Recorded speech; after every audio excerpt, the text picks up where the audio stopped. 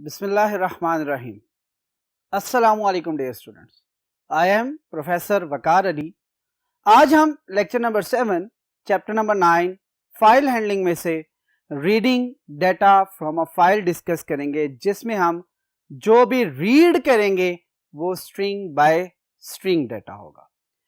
Last lecture में हमने discuss किया था रीडिंग एंड राइटिंग, जिसमें हमने डिस्कस किया था कि हम कैरेक्टर बाय कैरेक्टर किस तरह एक फाइल से रीड करते हैं और कैरेक्टर बाय कैरेक्टर फाइल में किस तरह राइट करते हैं। आज हमारी जो डिस्कशन है, आज का जो लेक्चर है, वो टोटली बेस्ड कर रहा है रीडिंग के ऊपर कि हम फाइल में से डाटा किस तरह रीड करेंगे। और याद रखें, इसमें स्ट्रिंग बाय स्ट्रिंग रीड करना है। कहता क्या है? कहता है कि जी स्ट्रिंग बाय स्ट्रिंग रीड करने के लिए आपके पास दो डिफरेंट मेथड्स एग्जिस्ट करते हैं। वो दो डिफरेंट मेथड क्या है? जिसमें कहता है पहला मेथड ऐसा है कि आप स्ट्रीम ऑपरेटर्स, जो कि आपके एक्सट्रैक्शन ऑपरेटर्स हैं, मैंने स्ट्रीम ऑपरेटर के साथ स्पेशली वो सिंबल्स बना भी दिए हैं, ठीक है, जो कि बेसिकली किस पर्पस के लिए? एक्सट्रैक्ट करने के लिए। कहां से एक्सट्रैक्ट करने के लिए? फाइल से एक्सट्रैक्ट करने के लिए। कहता है ये एक्सट्रैक्शन ऑपरेटर की मदद से हम क्या कर सकते हैं?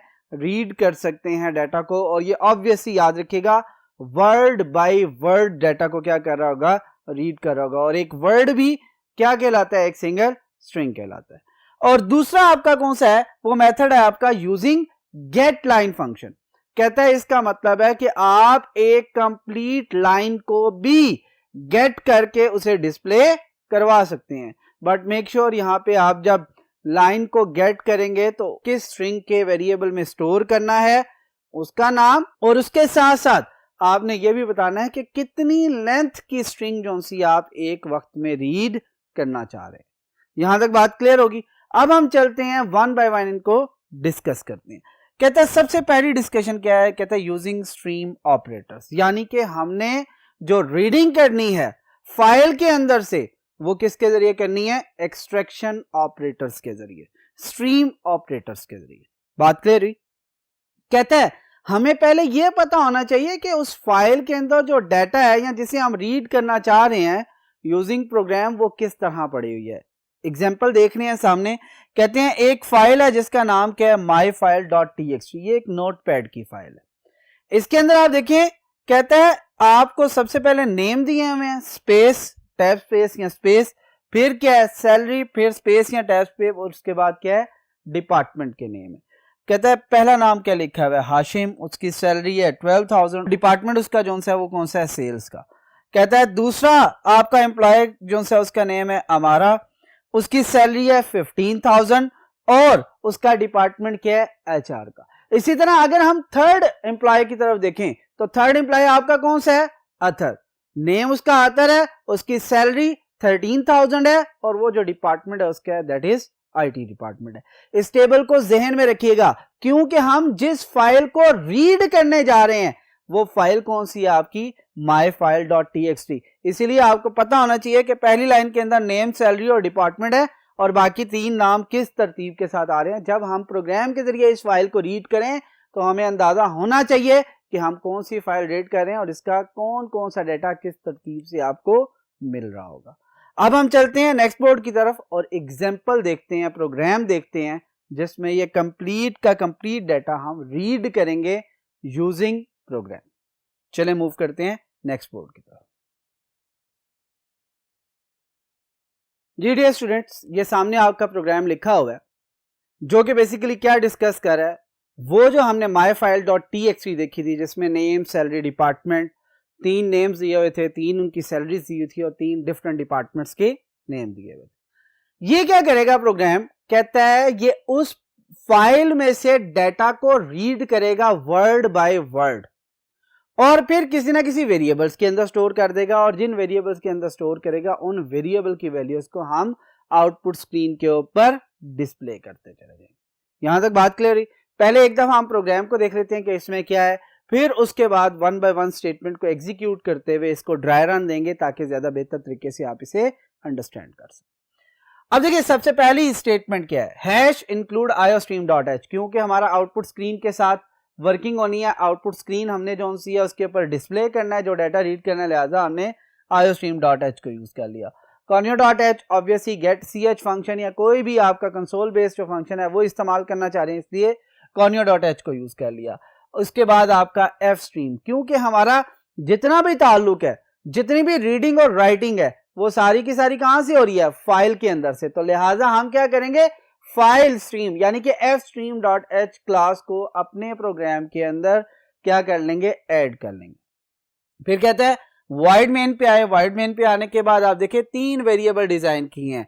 कैरेक्टर टाइप एरेज है, नेम एरे है कितने इंडेक्सेस की, 50 की, सेल कितने इंडेक्सेस हैं, 10, डिपार्टमेंट 20।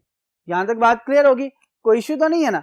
इसका मतलब क्या है, इसका मतलब है कि हमारे पास जो एम्प्लॉय फाइल्स थी उनके अंदर 3 डिफरेंट चीजें हमें दी जा रही थी, एक name of the employee, second salary of the employee, third department of the employee. इसका मतलब है नेम, सैलरी और डिपार्टमेंट के लिए आपको 3 डिफरेंट वेरिएबल्स की जरूरत है, और वो हमने क्या बनाया, कैरेक्टर टाइप एरे जो से वेरिएबल बना। फिर कहते हैं हमने क्या किया, इफ स्ट्रीम का एक ऑब्जेक्ट क्रिएट किया जिसका नाम क्या था, इन फाइल। इन जो है बेसिकली इनपुट के लिए इस्तेमाल किया जाता है। यहां पर इफ स्ट्रीम क्यों यूज किया है, क्योंकि हम से फाइल से रीड करना चाह रहे हैं। फाइल के ऊपर अगर राइट करना होता तो फिर हम कौन सा ऑब्जेक्ट बनाते, ऑफ स्ट्रीम का ऑब्जेक्ट बनाते। लिहाजा यहां पर हमने कौन सा ऑब्जेक्ट बनाया, सिर्फ और सिर्फ इफ स्ट्रीम का ऑब्जेक्ट बनाया। बात क्लियर होगी। कहता है इन फाइल एक ऑब्जेक्ट बनाया, फिर इन फाइल की मदद से वो जो फाइल हमने रीड की थी myfile.txt जिसके अंदर एम्प्लॉयज की इंफॉर्मेशन थी, हमने उससे एसोसिएट कर दिया इन फाइल के साथ यूजिंग ओपन फंक्शन। बात क्लियर होगी। इसका मतलब है अगर पाथ नहीं दिया हुआ साथ में के सी में है, डी में है, ई में है, एफ में है, तो इसका क्लियर मतलब यह है कि फाइल और आपका प्रोग्राम दोनों सेम लोकेशन पे है, इनकी लोकेशन चेंज नहीं है। देन आपके पास वाइल का लूप आ गया। कहता है ये किस लिए है, हमने फाइल को क्योंकि line by line word by word read करना है, तो इसका मतलब है हमें एंड ऑफ फाइल तक जाने के लिए लूप का इस्तेमाल करना पड़ेगा। और ये क्या कह रहा है, वाइल का लूप तब तक एग्जीक्यूट हो जब तक कि आप एंड ऑफ फाइल पे नहीं पहुंच जाते, not in file dot EOF, यानी कि जब तक एंड नहीं हो जाता आप फाइल को क्या करते जाएं, रीड करते जाएं। यहां पे देखें वाइल लूप तो आपको ये बता दिया कि जी ये इसकी बॉडी है। अब बॉडी के अंदर बेसिकली क्या काम होगा, कहता है ये इन फाइल क्या था, कहता है अगर गौर करें तो वो ऑब्जेक्ट है जो कि किसके साथ एसोसिएट है, myfile.txt के साथ। कहता है अगर myfile.txt के साथ है, इसका मतलब है ये इन फाइल के जरिए हम डायरेक्टली एक्सेस कर सकते हैं किसको, myfile.txt को। लिहाजा हमने इन फाइल को रीड किया, ये कौन से ऑपरेटर है, एक्सट्रैक्शन, यानी कि ये इन फाइल में से डाटा को क्या करेंगे, एक्सट्रैक्ट करेंगे। कहता है जब ये डाटा एक्सट्रैक्ट होगा तो कहता है जो पहला वर्ड है वो कहां से, कौन से वेरिएबल में स्टोर होगा, नेम के। दूसरा किस वेरिएबल में स्टोर होगा, सैलरी के लिए सेल, और डिपार्टमेंट की इंफॉर्मेशन किस में आ जाएगी, डेप्थ के अंदर। बात क्लियर होगी यहां तक।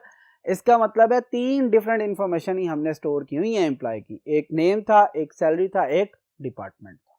नेम के लिए हमने नेम ही वेरिएबल लिखा है, सैलरी के लिए सेल, और डिपार्टमेंट के लिए DEPT डेप्थ जो है वो हमने वेरिएबल लिख लिया, शॉर्ट फॉर्म कर दिया ताकि ज्यादा इजीली इस्तेमाल किया जाए।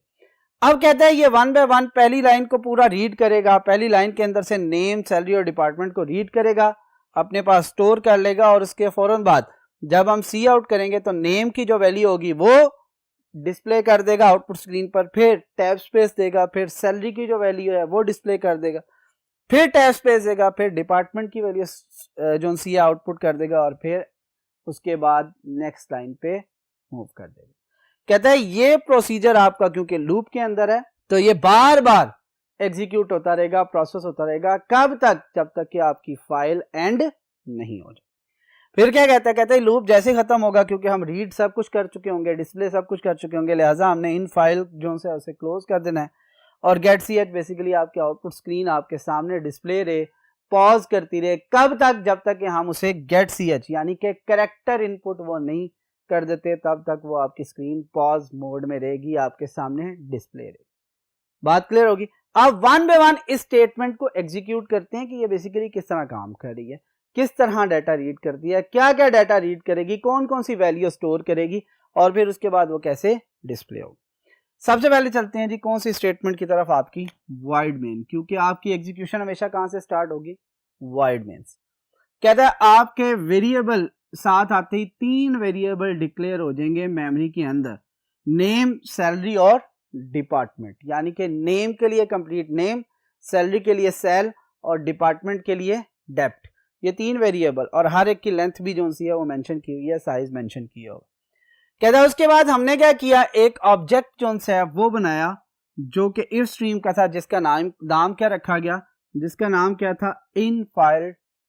ठीक है, अब ये जो इन फाइल है ये बेसिकली सिर्फ और सिर्फ किस काम के लिए यूज किया जा सकता है, रीडिंग के लिए या राइटिंग के लिए इस्तेमाल नहीं किया जा सकता, क्योंकि हमने जो ऑब्जेक्ट इन फाइल बनाया ये इफ स्ट्रीम का है, यानी कि इनपुट फाइल स्ट्रीम का, यानी कि सिर्फ रीड कर सकता है। बात क्लियर होगी। इन फाइल डॉट ओपन, हमने इन फाइल को एसोसिएट कर दिया using open function my file dot TXT के साथ, जो हम फाइल डिटेल में डिस्कस करके आ चुके हैं। बात क्लियर। कहता है जैसे ये फाइल आपकी एसोसिएट हुई उसके फौरन बाद हमने वाइल का लूप स्टार्ट किया। क्या कहता है, क्या आपका स्टार्ट पे है या एंड पे है? अगर एंड पे नहीं है तो हमारा लूप क्या था, क्या करेगा, ये basically in file dot EOF false return करेगा क्योंकि वो एंड पे नहीं है, नॉट की मदद से ट्रू होगा और वाइल की कंडीशन अगर ट्रू हो तो body of the loop execute हो जाती है। इन फाइल क्या करेगा, सबसे पहले नेम की वैल्यू देगा, क्योंकि पहली लाइन में देखें तो name as it is, name की वैल्यू क्या है, नेम। बात क्लियर है। फिर दूसरा वर्ड लेगा तो वो क्या आएगा, सैलरी। और डिपार्टमेंट के अंदर क्या लिखा हुआ है, DEPT डॉट, डिपार्टमेंट की शॉर्ट फॉर्म में लिखी। पहली लाइन उसने तीनों के तीनों जो से वर्ड थे वो क्या कर लिए, रीड करके अपने पास स्टोर कर लिए। उसके फौरन बाद क्या होगा, सी आउट। सी आउट में नेम की वैल्यू क्या होगी, डिस्प्ले, यानी कि यहां पर आपको लिखा नजर आएगा नेम। नेम के बाद आपके पास क्या आएगा, बैकस्लैश टी, बैकस्लैश टी यानी कि टैब स्पेस, टैब स्पेस के बाद क्या होगा, सैलरी, यानी कि SAL की जो वैल्यू है वो क्या हो जाएगी, डिस्प्ले। सबसे पहले टैब स्पेस देगा, यहां पे आपको क्या डिस्प्ले कर देगा, सैलरी। बात क्लियर होगी यहां तक। अब तीसरी बात क्या कहता है, फिर टैब स्पेस दें और टैब स्पेस के बाद कौन सी वैल्यू डिस्प्ले करनी है, डेप्थ। डेप्थ की क्या है, कैपिटल के साथ है, लिहाजा टैब स्पेस के बाद जब हम इधर डेप्थ लिखेंगे तो वो कुछ इस तरह पहली लाइन डिस्प्ले हुई हुई नजर आ रही होगी। यहां तक बात क्लियर होगी, गुड। अब देखें ये लास्ट लाइन है, यानी कि इसके बाद कर्ली ब्रेसेस है, कर्ली ब्रेसेस का मतलब है दोबारा हम कहां पे चले जाएंगे, वाइल लूप की कंडीशन के ऊपर। दोबारा देखेगा क्या फाइल एंड हुई है, नहीं हुई, लिहाजा क्या होगा, यहां पे end of file false return करेगा, नॉट की वजह से वो ट्रू कर देगा और दोबारा हम यहां पे आ जाएगा, क्योंकि अब सेकंड लाइन है। नेम के अंदर जब वैल्यू रीड करेगा, जो कि आपकी सेकंड लाइन थी, उसके अंदर जो नाम लिखा हुआ था दैट इज हाशिम। बात क्लियर हुई। जब दूसरा वर्ड रीड करेगा सैलरी का, तो सैलरी के लिए जो वर्ड लिखा हुआ था दैट इज 12,000। बात क्लियर है। और जब तीसरा डिपार्टमेंट की वैल्यू यानी कि डेप्थ को रीड करेगा तो यहां पे क्या लिखा हुआ नजर आएगा, सेल्स। यहां तक बात क्लियर हुई। अब क्या होगा, फौरी तौर पे हम चले जाएंगे सी आउट स्क्रीन पे और हम क्या करेंगे, सबसे पहले डिस्प्ले करेंगे नेम की value that is Hashim, backslash T के बाद आप फिर टैब स्पेस देंगे और फिर क्या लिखेंगे 12,000 और लास्ट में आप क्या लिखेंगे सेल्स। और जैसे ही आपका होगा आप एंड एल की वजह से नेक्स्ट लाइन पे आ जाए। अब दोबारा देखिए ये लूप कितनी दफा चलेगा, क्योंकि 2 रिकॉर्ड इसके बाद हो रहे हैं तो 2 दफा मजीद चलेगा। और क्या आ जाएगा, इधर लिखा हुआ नजर आएगा हमारा 15,000 HR। यहां तक बात क्लियर होगी। कोई इश्यू तो नहीं है। फिर उसके बाद आपको थर्ड रिकॉर्ड जो है वो क्या लिखा नजर आएगा, अथर 13,000 IT। कहते हैं यहां तक जब आप रीड कर चुके होंगे तो यहां पे डिस्प्ले होने के बाद जब वाइल की कंडीशन जाएगी ना, सबसे पहले यहां पर infile.eof क्या रिटर्न करेगा, ट्रू। infile.ef क्योंकि एंड ऑफ फाइल पे तो हम पहुंच चुके हैं, लिहाजा नॉट उसे क्या कर देगा, फॉल्स कर देगा। जैसे ट्रू को फॉल्स में कन्वर्ट किया जाएगा तो होगा क्या, वाइल की कंडीशन फॉल्स हो जाएगी, और जैसे ही वाइल की कंडीशन फॉल्स हुई आपकी टर्मिनेट होते हुए कहां पे चला जाएगा, लूप से बाहर। नेक्स्ट स्टेटमेंट क्या है, इन फाइल डॉट क्लोज, यानी कि इन फाइल की जो एसोसिएशन डेवलप हुई है आपकी माई फाइल डॉट टीएक्सटी के साथ, वो क्या कर दें, खत्म कर दें, डिस्कार्ड कर दें। वो सेशन जो बना हुआ था वो क्या कर दें, खत्म। जो स्ट्रीम बनी हुई थी उसे क्या कर दें, टर्मिनेट कर दें। अब क्या होगा, इसके बाद इन फाइल के साथ कोई भी फाइल एसोसिएट नहीं है, यानी कि हम कोई भी रीड या राइट का ऑपरेशन परफॉर्म नहीं कर सकते। और जैसे ही रीड राइट का ऑपरेशन परफॉर्म नहीं होगा तो उसके बाद हमारा तो कोई काम रहा ही नहीं, लिहाजा हमने गेट ch कर लिया और आपको आउटपुट स्क्रीन पे एज इट इज ये इंफॉर्मेशन नजर आ जाए। दोबारा एक दफा देख लेते हैं। कहता है void main पे आए तो सबसे पहले 3 वेरिएबल डिक्लेयर हुए मेमोरी के अंदर, नेम, सेल और डिपार्टमेंट या डेप्थ। फिर इफ स्ट्रीम का एक वेरिएबल डिक्लेयर किया इन फाइल को ओपन करके माई फाइल डॉट टीएक्सटी के साथ क्या कर दिया, लिंक कर दिया। फाइल पूरी को रीड करते रहे एंड ऑफ फाइल तक और वर्ड बाय वर्ड हर एक वैल्यू को एक्सट्रैक्ट किया और फौरी तौर पे उसके बाद डिस्प्ले करते गए और हर वेरिएबल की वैल्यू के दरमियान \t लिखते गए, और जब पूरी की पूरी लाइन डिस्प्ले होगी तो हम नेक्स्ट लाइन पे चलेगी। ये लूप चलता रहा जब तक कि एंड ऑफ फाइल ना हुई। जैसी एंड ऑफ फाइल हुई आप बाहर आए, फाइल को क्लोज किया और उसके बाद आपका प्रोग्राम क्या हो गया, खत्म। यहां तक बात क्लियर होगी। ये बेसिकली हाँ अभी जो हमने प्रोग्राम किया ये क्या कर रहा है, ये कह रहा है कि जी आपकी स्ट्रीम ऑपरेटर यानी कि एक्सट्रैक्शन ऑपरेटर को इस्तेमाल करते हुए स्ट्रिंग को रीड करना फ्रॉम अ फाइल। यहां तक बात क्लियर है। चलिए हम मूव करते हैं टुवर्ड्स नेक्स्ट बोर्ड और देखते हैं सेकंड मेथड बेसिकली किस तरह काम करता है।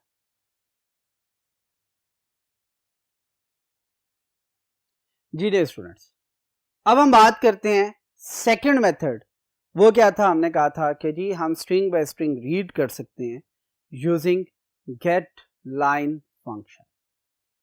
Gate line string based function है, स्ट्रिंग को रीड करने के लिए यूज किया जाता है।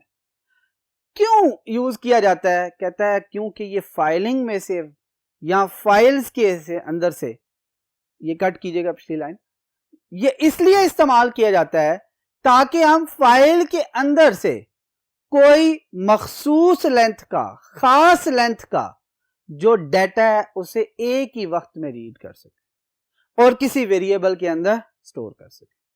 पहले तो क्या था, जो हमने पिछला प्रोग्राम देखा है उसके अंदर हमने देखा है कि जी जो एक कंप्लीट वर्ड है उसे उठा के वो क्या कर लेता है, रीड करता है और एक वेरिएबल के अंदर स्टोर कर देता है, वो स्ट्रीम ऑपरेटर थे। लेकिन अगर हम चाहते हैं कि खास लेंथ के जो से डाटा है उसे रीड किया जाए तो सबसे आसान काम क्या है कि आप गेट लाइन फंक्शन को इस्तेमाल करते हुए स्ट्रिंग बाय स्ट्रिंग फाइल को रीड कर सकते हैं।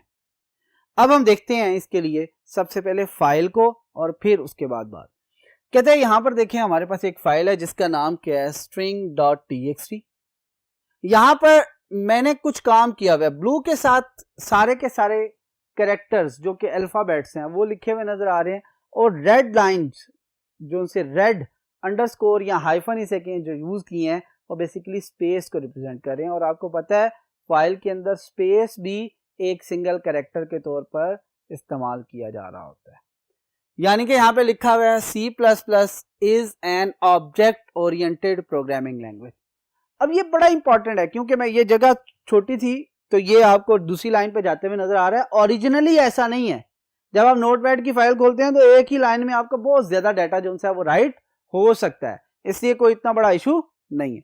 यहां पर सिर्फ समझाने के लिए आपको कि अगर ये डाटा है और इसे हम खास छोटे छोटे हिस्सों में स्ट्रिंग की लेंथ बताते हुए रीड करना चाहें तो इजीली रीड किया जा सकता है।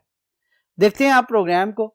यहां पे देखें सबसे पहली फाइल iostream.h को इंक्लूड किया है, दूसरी conio.h को, तीसरी string.h को, चौथी fstream.h। जो आपने लास्ट प्रोग्राम देखा था उसमें string.h नहीं थी, क्योंकि जो एक्सट्रैक्शन ऑपरेटर्स हैं या इंसर्शन ऑपरेटर्स होते हैं वो बेसिकली डायरेक्टली डील कर रहे होते हैं आपके iostream के साथ।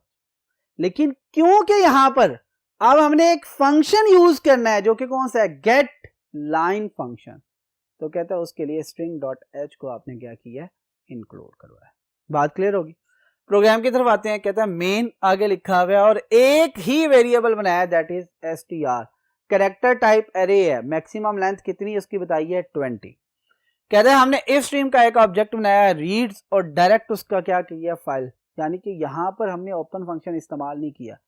गौर करें, जब हमने कहा था कि टेक्स्ट फाइल क्रिएट की जाती है तो उसके दो डिफरेंट वेज है, यानी कि आप यूजिंग ओपन फंक्शन भी कर सकते हैं और विदाउट यूजिंग ओपन फंक्शन भी कर सकते हैं। विदाउट यूजिंग का मतलब क्या था कि आप ऑब्जेक्ट के साथ ही आप उसको पैरामीटराइज कर दें कि ये पैरामीटर्स हैं, ये फाइल है जिसके साथ वो एसोसिएट हो रहा है। यहां पे रीड्स किसके साथ एसोसिएट हो गया, string.h के साथ, जो कि फाइल हमने ये लिखी हुई है। ठीक है, कहते हैं जब तक रीड जो ऑब्जेक्ट है वो रीड करते करते एंड ऑफ फाइल तक नहीं पहुंचता तब तक ये लूप क्या होता रहे, एग्जीक्यूट करता रहे। अब यहां पे देखें इसकी पहली लाइन क्या है, रीड्स डॉट गेट लाइन। जो भी गेट लाइन होगी हम रीड करेंगे, कितने कैरेक्टर्स की होगी, वो 10 कैरेक्टर्स की, और वो स्टोर कहां करेगी, str के अंदर। और उसके फौरन बाद हम सी आउट कर देंगे str को और एंडल, यानी कि 10 कैरेक्टर्स के जितने भी पैचेस बनेंगे उन सबको रीड करके हम वाइंड अप कर दें। यहां तक बात क्लियर होगी, कोई इश्यू तो नहीं है। कहते हैं जैसे ये लूप टर्मिनेट होगा तो हम क्या करेंगे, इस रीड को क्लोज कर देंगे और get ch basically output screen को होल्ड करने के लिए यहाँ पे लगाया हुआ है। ये इनपुट फंक्शन है, ये कैरेक्टर को इनपुट करने वाला फंक्शन, लेकिन याद रखिएगा ये अक्सर औकात पूछा जाता है कि गेट ch का पर्पस क्या है, तो ये ना लिख दीजिएगा कि हर प्रोग्राम के एंड पे लिखा जाता है इसलिए कि आपकी स्क्रीन पॉज हो जाए। नो, बेसिकली है ये इनपुट फंक्शन, और जब तक इनपुट नहीं मिलती तब तक क्या करता रहता है, इनपुट का वेट करता रहता है। और जैसे ही आप देखें इनपुट देते हैं तो क्या होता है, स्क्रीन आपकी गायब हो जाती है। इसी वजह से एंड पे लगा दिया जाता है कि जब तक हम इनपुट नहीं देते वो आपका होल्ड स्टेट में रहे और जो रिमेनिंग या प्रीवियस जो भी आपकी आउटपुट है वो आपको नजर आती है। बात क्लियर। अब हम वन बाय वन इसे देखते हैं और साथ में ड्राई रन करते हुए इसकी आउटपुट को भी साथ साथ देखते चलते हैं। अच्छा जी, सबसे पहले बात करते हैं, हमारी एग्जीक्यूशन हमेशा स्टार्ट कहां से होती है, वॉइड मेन से। हमने ये पढ़ा हुआ है चैप्टर नंबर 3 के अंदर के मेन फंक्शन सबसे जरूरी हिस्सा है। क्यों जरूरी हिस्सा है, उसकी वजह यह है कि आपकी एग्जीक्यूशन हमेशा कहां से स्टार्ट होती है, मेन फंक्शन से। मेन फंक्शन से स्टार्ट हुए, एक वेरिएबल डिक्लेयर हुआ str, टोटल लेंथ कितनी है इसकी 20, यानी कि मैक्सिमम कितने कैरेक्टर्स को होल्ड कर सकती है 20 को। इफ स्ट्रीम एक ऑब्जेक्ट बनाया रीड्स को किसके साथ एसोसिएट कर दिया, string.txt के साथ, बात खत्म। अब कहता है जब भी हम रीड्स की बात करेंगे इसके बाद तो हम बेसिकली किसको रीड करने की बात करेंगे, string.txt को रीड करने की बात करें। वाइल का लूप कहता है रीड्स क्या एंड ऑफ फाइल पे पहुंच गया है, नहीं, अगर नहीं पहुंचा तो ये फॉल्स रिटर्न करेगा। फॉल्स को नॉट ऑपरेटर क्या कर देगा, ट्रू कर देगा। जैसी कंडीशन ट्रू हुई हम कहां आ जाएंगे, body of the while loop के अंदर। जैसे body of the while loop के अंदर आए रीड्स डॉट गेट लाइन, अब जरा गौर कीजिएगा, रीड्स अभी कहां है, बिल्कुल beginning of the file. Reads dot gate line कितनी करनी है, 10 कैरेक्टर्स, कहां पे स्टोर करनी है, str के अंदर। अब जरा गौर करें, हमने कितनी स्पेस दी थी 20, यहां पर कितनी की है 10। ये जरूरी नहीं है कि दोनों सेम हो, ये भी जरूरी नहीं है कि जी एक को 10 रखें और ऊपर नीचे 20 कर दें। नो, याद रखें आपने जो एरे साइज दिया हुआ है मैक्सिमम उतने कैरेक्टर्स को आप रीड करवा सकते हैं एक वक्त में। उसकी वजह यह है कि आपकी एरे एडजस्टेड है 20 आपने, और आप कहें जी रीड करते हुए 25, तो वो बाकी जो रिमेनिंग 5 कैरेक्टर्स है वो कहां स्टोर करेगा, मसला हो जाएगा। इसलिए अगर 20 कैरेक्टर्स की एरे आपने रिजर्व की है मेमोरी के अंदर तो आप मैक्सिमम कैरेक्टर्स कितने रीड कर सकते हैं, 20। ठीक है, ये आपके लिए बेहतर है। क्यों, क्योंकि आपकी मेमोरी जो रिजर्व हुई है सिर्फ उसी को इस्तेमाल करें। ठीक हो गया। अब कहते हैं गेट लाइन ने क्या किया, 10 कैरेक्टर्स रीड किए। अब जरा गौर कीजिएगा, 1 2 3 4 5 6 7 8 9 10। यहां तक आपके कैरेक्टर क्या हो गए, रीड हो गए। और ये कहां पे स्टोर हुए रीड होने के बाद, याद रखिएगा इस वेरिएबल के अंदर, str के अंदर। और str के अंदर जब ये स्टोर होंगे तो 0 से लेकर 9th इंडेक्स तक ये इंक्लूडिंग स्पेसेस सारे के सारे आ जाएंगे। और एंड पे क्या लग जाएगा, \0, क्योंकि स्ट्रिंग का एंड किस चीज से बताया जाता है, \0 के साथ। कहते हैं str में स्टोर हो गया। साथ ही हमने कहा कि जी इस स्ट्रिंग की वैल्यू को, यानी कि str वेरिएबल की वैल्यू को क्या करते हैं, डिस्प्ले कर दें। कहते हैं जैसे डिस्प्ले करने की बात आई, आपने जी जो स्टोर किया था वो क्या था, C++ space is space n। अब यहाँ पे स्पेस तो आएगी लेकिन हमें दिखाई नहीं देगी, और इसके बाद एंड आला, तो इसका मतलब है कर्सर कहाँ पे चला जाएगा, नेक्स्ट लाइन पे। बात क्लियर होगी। कहते जैसे कर्सर नेक्स्ट लाइन पे गया है, आपकी स्टेटमेंट एंड हुई है, दोबारा आया, क्या एंड ऑफ फाइल पे पहुंच गए हैं, अभी एंड ऑफ फाइल पे तो नहीं पहुंचे, हमने तो यहां तक सिर्फ रीड किया। बात क्लियर हुई, जहां पे एरो मैंने लगाया। कहता है फिर अगर नहीं पहुंचे तो दोबारा रीड है, गेट लाइन आगे क्या करना है, फिर 10 कैरेक्टर्स रीड करने हैं। अब मैं रेड से जरा कर रहा हूं, 1 2 3 4 5 6 7 8 9 10। अब जरा गौर करें, ये आपकी 10th पोजीशन है, ORI दिखेंगे कैसे, कहता है ऑब्जेक्ट स्पेस ORI। क्लियर हो गया, ORI तक कंप्लीट हुआ। उसके बाद क्या होगा, डिस्प्ले होने के बाद हम एंडल की मदद से नेक्स्ट लाइन पे चले गए। दोबारा देखा एंड ऑफ फाइल पे पहुंचे हैं, नहीं पहुंचे, फिर रीड करेगा गेट लाइन की मदद से। देखिए अब जरा गौर करें, 1 2 3 4 5 6 7 8 9 10, यानी कि जी तक, प्रोग्रामिंग के जी तक ये क्या करेगा, आपको डिस्प्ले करवाएगा, स्टोर करेगा str के अंदर, और फिर क्या करेगा, उनको डिस्प्ले करेगा। और डिस्प्ले किस तरह करेगा, आप देखिएगा, ENTED स्पेस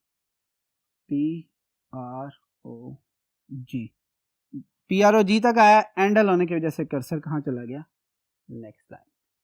यहां तक बात क्लियर होगी। क्या अभी भी फाइल एंड हुई है, तो फाइल एंड नहीं हुई। अगर फाइल एंड नहीं हुई तो दोबारा क्या होगा, रीडिंग गेट लाइन के जरिए।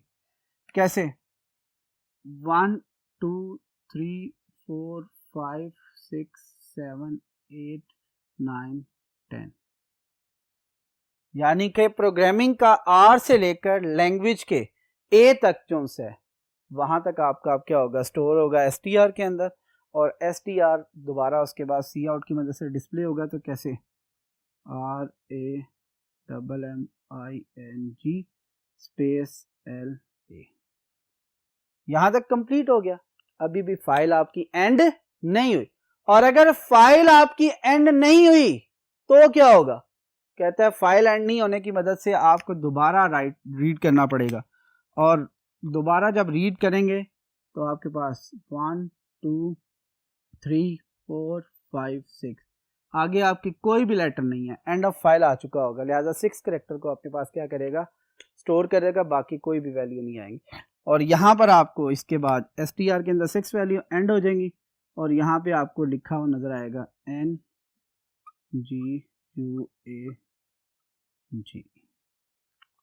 यहाँ तक बात क्लियर होगी, कोई इशू तो नहीं है। एक दफ़ा दोबारा देखते हैं इसको। सबसे पहले क्या हुआ, मेन फंक्शन स्टार्ट हुआ, एक वेरिएबल str बना जिसकी मैक्सिमम लेंथ 20 थी, रीड्स को एसोसिएट किया किसके साथ, string.txt, ये इफ स्ट्रीम का ऑब्जेक्ट था। हमने क्या किया, फाइल को रीड करना स्टार्ट किया।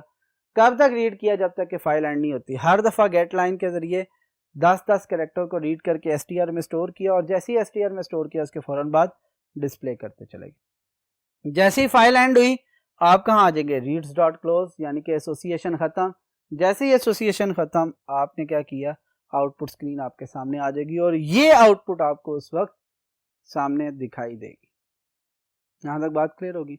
आज हमने देख लें रीड जो सा फाइल किया है वो स्ट्रिंग बाय स्ट्रिंग किया है, जिसमें हमने दो मेथड्स को रीड किया है। एक यूजिंग स्ट्रीम ऑपरेटर जिसको हम एक्सट्रैक्शन ऑपरेटर को यूज़ करते हुए हमने क्या किया था, रीड किया था, और दूसरा जो सा है वो आपका गेट लाइन फंक्शन के जरिए। उम्मीद है कि आज का लेक्चर आपको समझ आया होगा। इंशाल्लाह नेक्स्ट लेक्चर में आपसे फिर मुलाकात होगी। Thank you. अल्लाह।